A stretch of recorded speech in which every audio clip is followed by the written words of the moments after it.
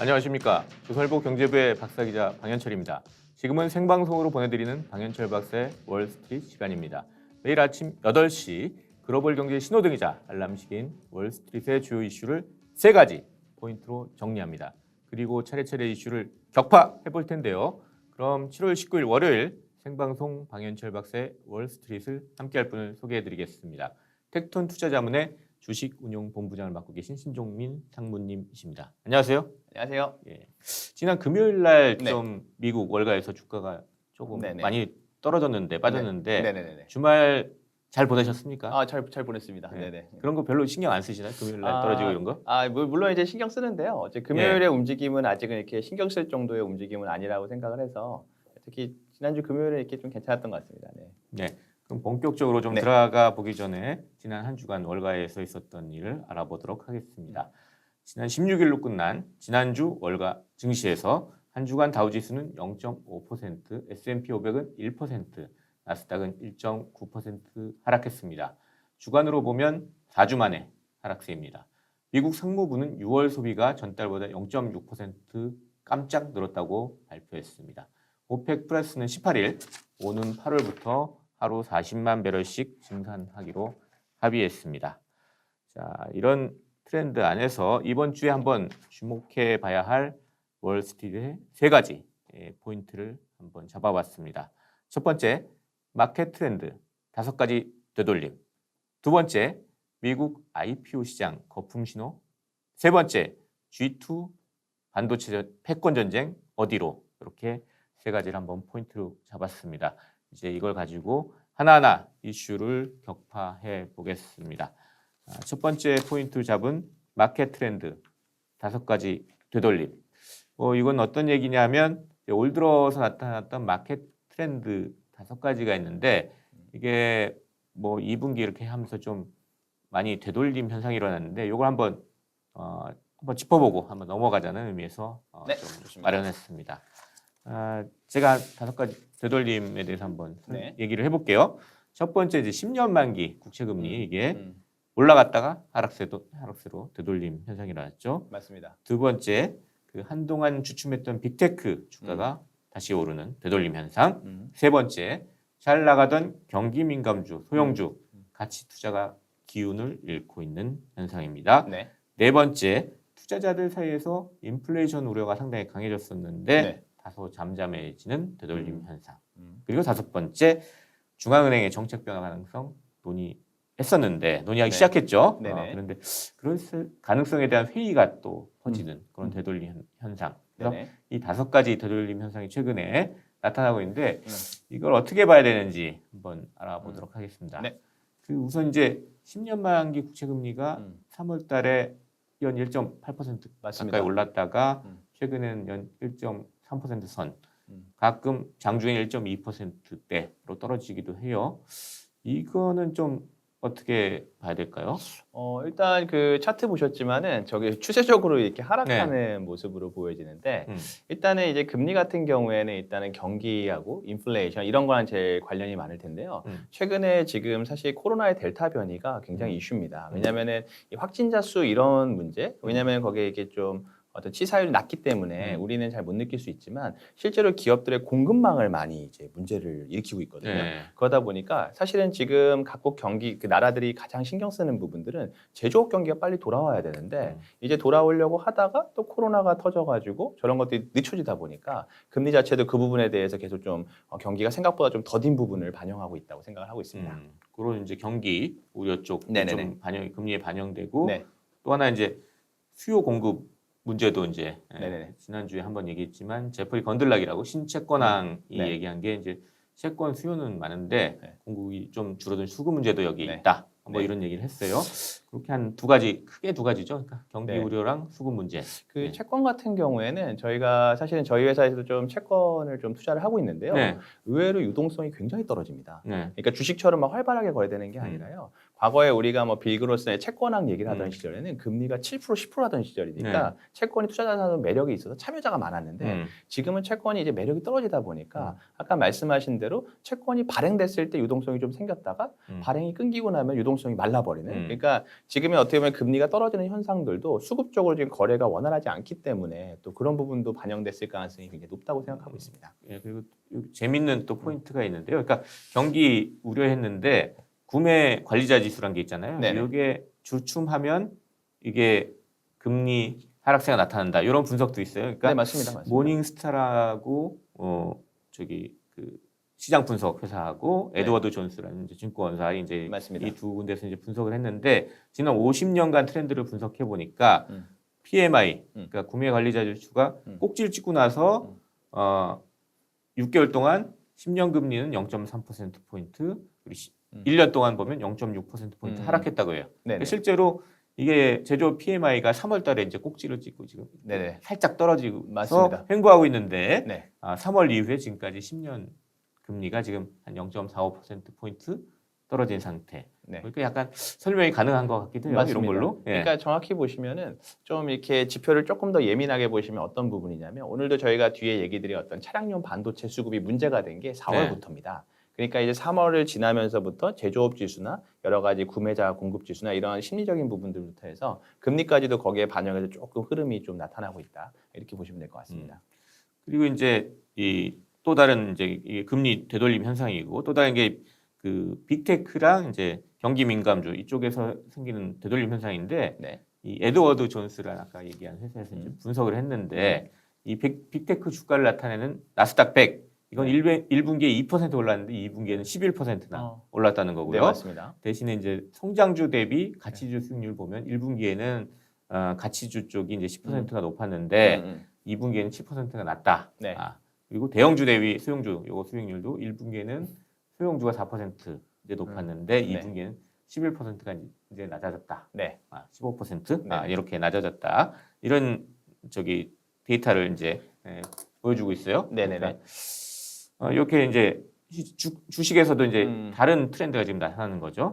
맞습니다. 근데 저거는 조금 더 길게 보시면은 네. 그 나스닥이 워낙 그동안 많이 오르다가 작년 9월 1일 날 고점을 기록한 이후에 네. 9개월 동안 횡보를 하는 동안에 다우나 아까 말씀하신 뭐 경기 민감주, 소형주들은 굉장히 많이 주가가 상승을 했습니다. 네. 또 그런 부분이 약간 되돌림이 온 거 정도로 한번 보시는 면이 주식이라는 건 늘 순환을 하기 때문에 좀 그런 흐름이 오지 않았나 생각하고 있습니다. 이게 이런 되돌림 현상이 계속될까 이렇게 지금 계속 마켓 시장에 이제 이슈인데요. 맞습니다. 또 안 그럴 수도 있다 뭐 이런 주장도 맞습니다. 많이 있어요. 그러니까 맞습니다. 맞습니다. 그거는 진짜 아무도 모르는 거고요. 우리가 흐름을 보면서 여러 가지 사안들이 반영되기 때문에 그걸 체크하면서 가야 되는 거지 누구도 이거를 막 예측을 해서 되돌릴 거다 말 거다 이렇게 얘기할 수 있는 부분은 아닌 것 같습니다. 하여튼 지금까지 그런 약간의 되돌림 현상들이 지금 벌어지고 네, 있다. 이제 맞습니다. 앞으로 좀 주목을 해야 된다.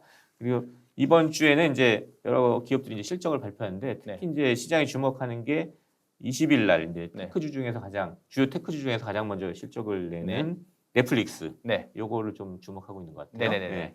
빅테크들 어떻게 계속 갈까 말까 뭐 이런 뭐 좀 설명이 될까 뭐 이런 거 좀 고민이 맞는 것 같아요. 예. 네네. 이번에 이게 실적에서 한번 보실 부분들은 제가 지난 시간에도 말씀드렸던 것 같은데 일반적으로 이렇게 이익만 흐름만 보시는 경우들이 많은데 네. 한번 이렇게 빅테크 기업들의 매출을 한번 주목해서 보시면 좋을 것 같습니다. 왜냐하면 지금 빅테크 기업들이 새로운 산업을 통해서 이렇게 비즈니스를 만들어가고 있기 때문에 그 매출 성장률에 따라서 과연 이런 이익이나 매출의 흐름이 지속될지 아닐지를 판단할 수 있는 또 이번 실적 발표가 중요한 근거가 될 것 같습니다. 예.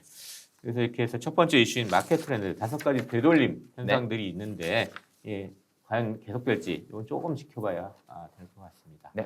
이렇게 해서 첫 번째 이슈는 좀 마무리를 하고요. 네. 두 번째 이슈로 한번 들어가 보도록 하겠습니다. 미국 IPO 시장 거품 신호 뭐 이런 얘기인데 지금 미국 IPO 시장이 상당히 불타고 있다고 그래요. 굉장히 핫합니다. 예, 지금 우리나라뿐 아니라 근데 미국뿐 아니라 우리나라나 뭐 중국도 맞습니다. 불타고 있다고. 네, 글로벌 그래요? IPO 시장이 예. 지금 사상 최대라고 생각하시면 됩니다. 네. 네. 예컨대 이제 지난 6월 30일 날 나스닥 시장에 네네네. 상장한 팝컬처라는 회사가 있었는데 네네네. 이게 첫날 네. 상승률이 250%.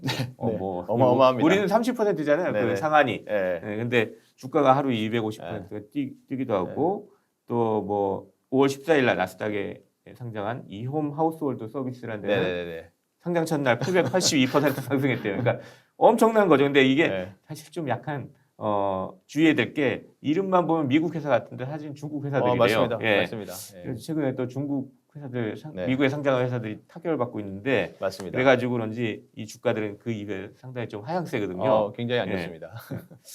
그러니까 이런 정도로 막 이런 일들이 벌어지는데 네. 과연 그 미국 IPO 시장은 어느 정도 지금 성장하고 있는지 이제 보니까요. 네. 르네상스 캐피탈이라는 데서 이제 쭉 집계를 해요. 분기별로 음. 수치를. 그래서 2월 IPO 규모로 보니까 115개사에서 407억 달러. 근데 이게 1999년 4분기 가장 그렇죠. 크다고요. 맞습니다. 1999년 4분기. 그러니까 닷컴 버블이 막 커가던 때 그렇죠. 아니에요. 예, 거의 고점을 향해 가던 때가 시절입니다. 이게 4분기가 465억 달러인데 네. 거의 가까워지고 지금 3분기에는 이 추세 계속될 것 같다. 네네네, 그러면서 이제 맞아요. 비교를 하면서 이 미국 언론들이 얘기하는 게 99년 닷컴 버블 때랑 이거 비슷한 거 아니냐. 이 규모가 이렇게 쭉쭉 커지고. 네네. 예. 그리고 뭐 얘기했듯이 아까 그렇게 상장 첫날 깜짝 놀랄 만한 상승률을 보이는 기업들이 있고 네. 실제로 상장 첫날 이제 평균을 좀 내봤더니 주가 상승률이 42%대요. 그러니까 통상 한 31%뭐 요 정도인데 네네. 그거보다 훨씬 높았다는 겁니다. 네네. 그러니까 이게 99년하고 비슷한 거 아니냐? 음. 뭐 이런 얘기가 나오는데 그렇지 않다는 얘기도 또 있죠. 있습니다. 어떠신 것 있습니다. 같아요? 예. 그러니까 그 IPO 시장이 굉장히 재밌는데요. 제가 2005년도에 삼성자산운용의 주식운용본부에 제가 입사를 했었는데 네. 예전에는 IPO가 별로 관심을 못 받았습니다. 음. 그래서 주로 신입사원이 오면은 네. 그냥 네가 맡아서 하는 네. 게 그 공모주 펀드였어요. 근데 그때 IPO는 정말 안 좋았던 게 그냥 굉장히 작은 종목들이 많습니다. 몇백억짜리 우리나라로 치면은 뭐 천억짜리. 그래서 그때 이제 공모주 시장에서 늘 하는 얘기는 조 단위 이상의 대형 IPO를 들어가면 무조건 실패한다. 뭐 이래서 무조건 작은 걸 들어가서 변동성을 노려야 된다. 이런 얘기들이 많았는데 최근에 IPO 시장의 변화가 과거 닷컴 버블하고 다른 거는 뭐냐면 굉장히 대형 기업들이 상장하고 있다는 겁니다. 그러니까 몇십조 단위, 심지어 100조 단위의 대형 기업들이 어떻게 보면 이미 시스템이나 재무 구조가 문제가 없는 기업들이 과거처럼 뭔가 부채가 많고 문제가 있던 기업들이 상장하는 게 아니라 재무 구조로도 완벽한 이런 기업들이 어떻게 보면 추가 자금 조달을 통해서 새로 성장하기 위해서 상장하게 되는데 우리나라도 지금 카카오뱅크나 카카오페이 같이 카카오 대기업 계열사의 자회사들이 상장을 하고요. 또 크래프톤이라는 게임 회사가 몇십조 원 단위 상장하는데 미국이나 중국은 지금 더 큰 기업들이 상장을 하고 있기 때문에 과거의 어떤 그런 공모주 분위기랑은 좀 다르다라고 말씀을 드리고 싶고요. 그다음에 IPO에서 주목해서 보셔야 될 거는 지금 어떤 산업에 주로 IPO가 일어나고 있느냐입니다. 그래서 지금 보시면 주로 이렇게 테크주들 위주로 테크 쪽으로 많이 맞습니다. IPO가 있다고 그래요? 맞습니다. 테크주나 지금 전자상거래 플랫폼 기업들이 많이 상장을 하고 있거든요. 그러니까 그쪽에 지금 산업 자체가 굉장히 성장성이 많이 나오고 있다 이렇게 보시면 될 것 같습니다. 그러니까 99년 이렇게 상장 붐이 있다가 2000년 들어와서 닷컴 버블 붕괴가 있었는데 그때 사실 얘기가 매출도 없는 IT 회사들이 그냥 가치를 부풀려서 엄청나게 뭐 돈 땡기려고 했던 게 사실 닷컴 버블을 일으킨 거 아니냐 뭐 이런 얘기가 많은데 지금 그때랑은 좀 다르다는 얘기네요. 그러니까 이미 어느 정도 성장성이나 뭐 이렇게 시스템이 갖춰진 회사들이 이제 큰 회사들이 이제 물론 테크 쪽에 있지만 상장을 하고 있어가지고 그때랑은 좀 분위기가 다르다. 맞습니다. 뭐 그렇게 보면 되고요. 뭐 참고로 말씀드리면 우리나라도 기술 특례 테슬라 상장이라는 제도가 있거든요. 그러니까 거기는 아까 말씀하신 매출도 좀 이렇게 좀 그러니까 별로 이익이 없고 많이 났을 때도 상장할 수 있다는 거죠. 그러니까. 맞습니다. 근데 이제 지금 IPO 시장에 주로 이렇게 자금을 모으는 기업들은 테슬라 상장이 아니라 일반적인 IPO를 하는데 굉장히 시가총액도 크고 수익률도 좋고 이런 상황이라 생각하시면 됩니다. 미국 언론들을 봐도 지금은 이제 전체 주식의 한 10에서 15% 작은 부분만 이제 IPO를 하기 때문에 큰 문제가 없다고 이제 주장을 하고요. 또 한때 이제 우회 상장 루트로 이제 좀 지적이 됐던 스펙 상장이 2분기에는 전분기보다 79%가 줄었대요. 그러니까 그거 약간 위험하다 한 것들은 조금 이제 없어진 상태라서 괜찮다. 뭐 이런 얘기를 하는 미국 언론도 있어요. 맞습니다. 근데 그냥 비교하자면 어떻게 보면 99년에도 뭐 성장 붐이 일었으니까 그게 또 지금의 그때 이제 뭡니까 그 닷컴 버블 붕괴를 가져왔듯이 지금도 상장 붐이 있으니까 똑같이 붕괴가 오지 않겠냐 뭐 이런 주장을 하는 사람들도 있는 것 같습니다. 충분히 가능성은 있지만 그 안에 있는 이렇게 구성은 조금 다르다 이렇게 그냥 보시면 될 것 같습니다. 그렇게 해가지고 이제 두 번째 이슈인 미국 IPO 시장 거품 신호 이걸 같이 신상무님하고 얘기를 해봤습니다. 이제 세 번째 좀 아주 되게 중요해 보이는 이슈인데 지금 계속 뉴스들이 쏟아지고 있어요. G2 반도체 패권 전쟁 이게 어디로 갈 것이냐. 맞습니다. 몇 가지 좀 뉴스를 좀 네. 나온 최근에 그게 나온 뉴스를 좀 반도체 소개해 주시죠. 뉴스가 지금 굉장히 많습니다. 네. 사실은 매주 굉장히 많은데 그 중에서 좀 한번 요거는 좀 주목해서 보셨을 만한 네. 이슈를 제가 하나 준비를 했는데요. 화면 보여주시면요. 음. 그 TSMC라는 네. 기업입니다. 네. 굉장히 유명한 기업이고요. 음. 지난 몇 년 동안 어떻게 보면 시장을 주도한 그런 기업인데 대만의 기업이고 지금 세계 파운드리 1등입니다. 1위잖아요. 네네네. 예. 근데 이게 지난주에 실적을 발표했는데 실적을 발표한 이틀 연속 주가가 이제 굉장히 큰 폭으로 좀 하락을 하고 있는데 네. 지금 저 회사 주가를 보시면은 지금 한 1월 지나면서부터는 주가가 좀 횡보를 하고 있는 모습을 보이고 네. 있는데 꼭지를 친 게 3월, 2월 말 뭐 이때네요. 그러니까. 네, 맞습니다. 예, 예, 맞습니다. 예. 근데 이제 이 주가 흐름에 나타나고 있던 중요한 게 뭐냐면 지금 TSMC가 미국과 중국의 어떤 반도체 패권 전쟁, 그 갈등 속에서 굉장히 좀 선택을 하기가 좀 어려운 부분에 지금 놓여 있습니다. 고래 싸움에 새우등 터진다 이런 맞습니다. 꼴인가 보죠. 그러니까 예를 들어 지금 미국도 자기 나라에 와서 공장을 지어라, 음. 중국도 자기 나라에 와서 공장을 지어라 해서 지금 TSMC가 애리조나에는 한 15조 원 정도 공장을 돈을 들여서 공장을 짓기로 했고 예. 근데 중국의 난징에는 한 3조 5천 정도에서 공장을 짓기로 했는데 이번에 이번에 지으면 되는 거 아니에요? 맞습니다. 양쪽으로. 맞습니다. 예. 근데 이제 참 황당하게도 바이든 정부가 예. 대놓고 이 난징 공장에 대해서 아. 짓지 말아라고 TSMC에 요구를 한 겁니다. 아, 중국에는 공장 짓지 마라. 네네네. 미국이 기- 이렇게 요구를 했군요. 네, 예. 기술 유출도 될 수 있고 지금 미국의 어떤 그런 정치적인 프레임은 아니, 저 반도체 기술을 통해 가지고 무기까지 생산을 하고 있다. 그러니까 어떻게 보면 국가 안보의 위협이다. 막아야 된다. 약간 이런 분위기가 지금 형성이 되고 있어서 TSMC가 그런데 또 중국을 이제 완전히 이렇게 무시하고 가려고 하니 좀 어려움이 있고 그렇죠. 미국이 저렇게 대놓고 요구하는데 저걸 안 들어줄 수도 없고 그래서 지금 굉장히 투자 결정에 좀 어려움을 많이 겪고 있는 그런 상황으로 파악되고 있습니다. 그런 회사 또 하나 제가 들었어요. 최근에 네. 네덜란드 반도체 장비 업체 네네. ASML이 비슷한 케이스인 맞습니다. 것 같은데요. 또. 맞습니다. 예. 그 EUB라고 하는 굉장히 고가의 가장 핵심 장비를 만드는 네덜란드 회사인데요. 네. 전 세계 독점하고 있습니다. 이 회사만 만듭니다. 근데 이제 마찬가지로 또 미국에서 그 회사에 요청을 해서 중국엔 장비를 공급하지 말아라. 예. 이렇게 공식적으로 요청이 되어 있는 공식 상태입니다. 요청을 했군요. 네네네. 예, 예. 그래서 일단 저기 이 회사가 네덜란드 회사가 중국에는 수출 지금 안 하고 있죠. 네네, 예, 맞습니다. 예. 근데 또 중국은 그거 저기 판매해라. 네. 우리한테 판매해라. 또 그럼요. 이렇게 거꾸로 이제 압박을 하고 있고요. 그렇죠, 그렇죠. 예. 그리고 또 이 기업들 입장에서는 미국 눈치가 보이기도 하는데 중국이 워낙 수요 기반이 뛰어나고 중국에서 네. 가장 큰 성장률이 나오기 때문에 이걸 또 무시할 수도 없는 그런 상황이 지금 되고 있습니다. 그 우리나라 삼성전자도 약간 좀 곤란한 그렇죠. 거 아니에요? 그렇습니다. 예. 맞습니다. 삼성전자 마찬가지로 지금 중국에 공장을 지으려니까 미국 눈치가 보이고 예. 미국만 지으려니까 중국 눈치가 보여서 사실은 지금 기업들이 굉장히 그런 어떤 진짜 큰 어떤 미중의 어떤 싸움에서 굉장히 네. 좀 약간 갈팡질팡하고 있는 이게 그런 이런 상태입니다. 그 중간에 껴있는 반도체 기업들의 주가도 약간 영향이 있겠네요. 그러니까 그렇습니다. 그 맞습니다. 확 튀지 못하고 계속 지금 지지부진하고 TSMC 같은 경우는 떨어지고 뭐 이런 게 약간 영향이 있을 것 같네요. 그렇죠. 그러니까. 그런 기업들은 또 그런데 반대로는요. 음. 자국 반도체 산업을 살려야 되니까 말도 못하게 지원을 하고 있습니다. 아 미국 같은 네, 미국도 그렇고 예. 중국도 그렇고 예, 자국 그래요? 반도체 기업에서 뭐 공장을 짓는데 절반을 일단 정부가 대주고 음. 세금 혜택을 대주고 이런 식으로 지원하기 때문에 또 거기서 또 수혜를 보는 기업들이 있고 오히려 좀 갈등 때문에 좀 지금 약간 어려운 기업들이 있고 좀 그렇습니다. 그런 해외 다른 미국, 중국 이외의 다른 기업들 말고 지금 미국 기업들도 좀 이슈가 있잖아요. 맞습니다. 예. 또 지난주에 이제 월스트리트 저널에 나온 예. 보도 내용인데 화면 보여주시면요. 인텔이라는 회사 제가 한번 또 말씀드리기로 예. 했는데 저 글로벌 파운드리라는 회사를 한 35조 원 정도 인수를 추진한다고 발표를 했습니다. 예. 근데 저 글로벌 파운드리는 아까 말씀하신 그 TSMC의 같은 비즈니스를 영위하는데 네. 저게 3위 업체입니다. 점유율을 한 7% 정도 가지고 있고요. 음. 원래는 미국에 있는 AMD라고 하는 회사의 반도체 회사의 자회사로 있던 부분을 매각을 해서 지금은 이제 UAE의 국부 펀드가 지금 가지고 있는데 지금 저 기사가 나고 나서 네. 어떻게 보면 구체적인 금액이 나왔는데 월스트리트 저널의 어떤 기사를 저 글로벌 파운드리는 공식 부인한 상태입니다. 그런 게 논의된 적이 없다. 근데 지금 시장에서는 저 정도로 구체적으로 논의가 됐으면 분명히 논의가 된 건데 네. 이제 여기서 중요한 거는 인텔이 지금 대규모 투자를 지금 하고 있는데 네. 이 공장이 2024년에 가동이 됩니다. 그러니까 앞으로 3년이 남았기 때문에 이 3년의 공백의 어떤 공급망을 해결을 해야 되는데 저 글로벌 파운드리를 인수하게 되면은 어떻게 보면 미국 입장에서도 그런 공급망이 바로 해결이 되는 효과가 네. 있기 때문에 네. 굉장히 중요한 이슈인데요. 근데 이제 문제가 중요한 있어요, 저게? 문제가 있을 수 있습니다. 예. 왜냐하면은 저런 이렇게 큰 어떤 글로벌 기업들은 예. 각각 우리나라의 이렇게 그 공정위처럼 각각 나라의 승인을 받아야 됩니다. 맞아요. 예. 그래서 중국 상무부에서 이제 또 승인을 받아야 되는데 과거에 중국 상무부가 퀄컴이라는 반도체 회사가 네덜란드 NXP라는 반도체 회사 인수할 때 네. 반대를 해가지고 음. 퀄컴이 일단은 위약금만 5조 원을 지급을 했습니다.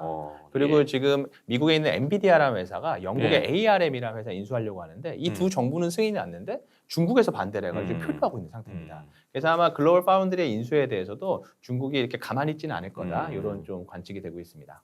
그런 문제도 있군요. 네네. 그러니까 그렇게 해서 이제 미국 기업들은 그렇게 되고 네.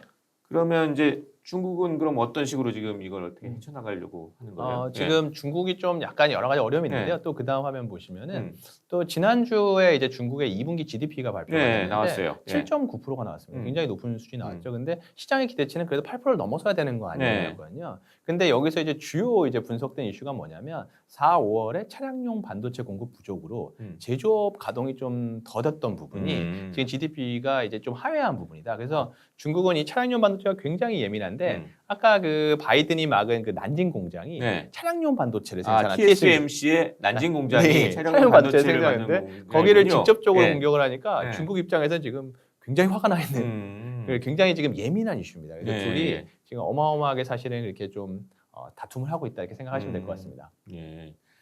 그럼 이제 앞으로 이게 어떻게 진행될 것 같아요? 그럼 미중 이런 반도체 패권 전쟁이란 게? 결국에는 지금 각각의 어떤 두 나라의 목적은 반도체 자립화를 하겠다는 겁니다. 그래서 공급망을 모두 이게 내재화를 하겠다는 부분이기 때문에 각자 자국에서 생산하겠다. 그렇죠. 예. 그래서 굉장히 서로 견제를 하면서도 자국 기업에 대해서는 굉장한 지원을 통해서 빠른 속도로. 예. 그래서 최근에 이제 미국이나 중국에서 이 반도체 관련 기업들 상장이 또 굉장히 많습니다. 중국에서도 지금 굉장히 많은 기업들이 상장을 하고 있고 또 예. 지원을 받고 있기 때문에 저런 것들이 어떻게 진행되는지를 좀 봐야 될 것 같고요. 예. 또 우리나라도 워낙 반도체 산업이 중요한 국가이다 보니 예. 좀 우리나라에서도 굉장히 관심을 갖고 봐야 될 이슈라고 좀 생각하고 예. 있습니다. 우리나라 대표 기업인 삼성전자라고 SK 하이닉스가 어떻게 될지 참 저희도 걱정이 많네요. 맞습니다. 예. 당장에 지금 SK 하이닉스의 자회사인 매그나칩이라는 회사가 네. 있는데요. 그거는 반도체 설계라는 회사인데요. 네. 이제 중국에 있는 기업에서 인수하겠다 발표했더니 미국에서 또 그거 막아가지고 지금 인수가 정지돼 있는 상태입니다. 계속해서 이슈가 생기고 그래서 있습니다. 우리도 불똥이 계속 튀고 있군요. 맞습니다. 예. 맞습니다. 자, 이렇게 해서 세 번째 이슈인 G2 반도체 패권 전쟁 어디로 여러 가지 반도체 패권 전쟁 관련한 이슈를 같이 좀 점검을 해봤습니다. 네. 앞으로 상당히 주목해야 될 네, 이슈 맞습니다. 같습니다. 자, 그럼 7월 19일 월요일 월스트리트 세 가지 포인트를 한 줄 평으로 요약해 보겠습니다. 첫 번째, 월가에서 시장 트렌드가 정말 바뀌는 것인지 궁금해하는 투자자들이 많습니다. 금리는 경기 하강을 가리키고 빅테크가 다시 떠오르고 있습니다. 하지만 여전히 미국의 성장은 지속되면서 가치주가 유망하다는 시각도 적지 않습니다. 일이 일비하기보다는 시장의 큰 흐름에 주의를 기울이기 바랍니다. 두 번째, 미국 기업 공개 시장에 돈이 몰리고 있습니다. 그런데 닷컴 버블 직전의 상장붐을 연상시킨다는 분석이 나옵니다. 그러나 상장붐보다는 묻지마 투자가 더 위험해 보입니다. 여기에 좀 주의를 하시기 바랍니다. 세 번째, 미국과 중국의 반도체 패권 전쟁이 점입 가경입니다. 중간에 낀 반도체 기업들은 골치가 아파 보입니다. 지정학적 위험을 살피면서 투자해야 할 1순위가 반도체 기업들이 된 것 같습니다. 주식 투자하려면 국제정세 공부도 좀 해야겠습니다. 자, 이렇게 해서 오늘 생방송 강인철 박사의 월스트리트 거의 마칠 시간이 다 됐는데 오늘은 좀 어떠셨습니까? 오늘 방송하면서 우리 이렇게 여러 주제들 다뤘듯이 정말 주식시장에 굉장히 많은 주제들이 있는 것 같고요. 네. 계속해서 또 공부를 또 많이 해야 될 것 같고 또 이제 코로나가 확산이 아직도 계속 되고 있지 않습니까? 네. 서로 이렇게 건강 다 잘 챙기시고 투자도 또 잘 해나가셨으면 좋겠습니다. 네, 코로나도 상당히 좀 주의하시 바랍니다. 네. 7월 19일 월요일 생방송 강현철 박사의 월스트리트 벌써 라이브를 마칠 시간입니다. 함께해 주신 여러분께 감사드립니다. 도움 되셨다면 아래에 채널 구독 버튼까지 꼭 눌러주시기 바랍니다.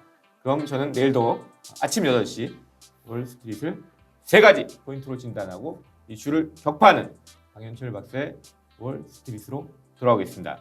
지금까지 함께해 주신 텍톤 투자자문의 주식운용본부장 신종민 상무님 그리고 저는 조선일보 경제부의 박사기자 강현철이었습니다. 감사합니다. 감사합니다.